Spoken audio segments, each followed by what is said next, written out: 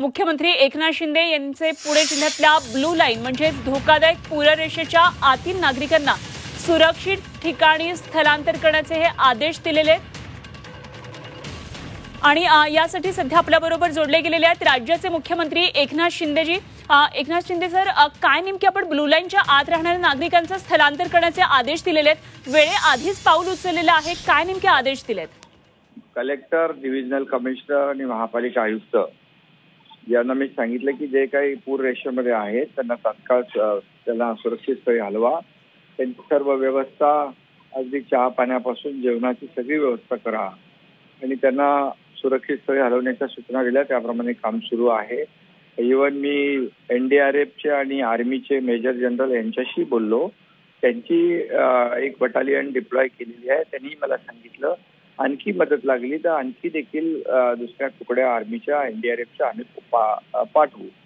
सांगलीला देखील त्यांनी आर्मीची आणि NDRFची तुकडी पाठवलेली आहे। जिथे जिथे पूर आहे त्या ठिकाणी NDRF आणि आर्मी देखील, नेव्ही देखील मदत करते। मी त्यांना धन्यवाद देतो आणि पूर्णपणे आमच्या प्रशासनाला काळजी घेण्याच्या सूचना दिलेल्या आहेत। मागच्यासारखं कुठेही नागरिकांचं नुकसान होऊ नये आणि त्याचबरोबर कालही एक बैठकीमध्ये या ब्ल्यू लाईन मध्ये राहणाऱ्या नागरिकांचं योग्य ते सर्वेक्षण करून त्यांचं पुनर्वसन योग्य ठिकाणी योग्य प्रकारे होईल अशा प्रकारचा प्रस्ताव देखील तो कायमस्वरूपीचा प्रस्ताव असेल।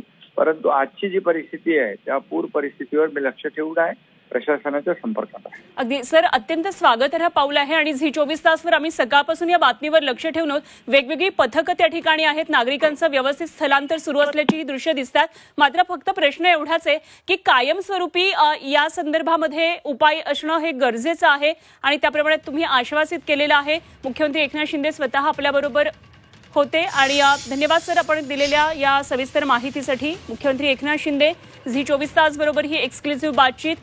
मुख्यमंत्र्यांनी पुणे जिल्ह्यातल्या ब्लू लाईन म्हणजेच धोकादायक पूररेषेच्या आतल्या नागरिकांना सुरक्षित स्थळी हलवण्याचे आदेश दिलेले आहेत आणि पूरस्थिती जर निर्माण झाली तर त्या आधीच नागरिकांच्या सुरक्षेसाठी मुख्यमंत्र्यांनी हे विशेष लक्ष दिले। वेगवेगळी पथकं सध्या या ठिकाणी दाखल झालेली आहेत आणि नागरिकांचं स्थलांतर सुरू आहे।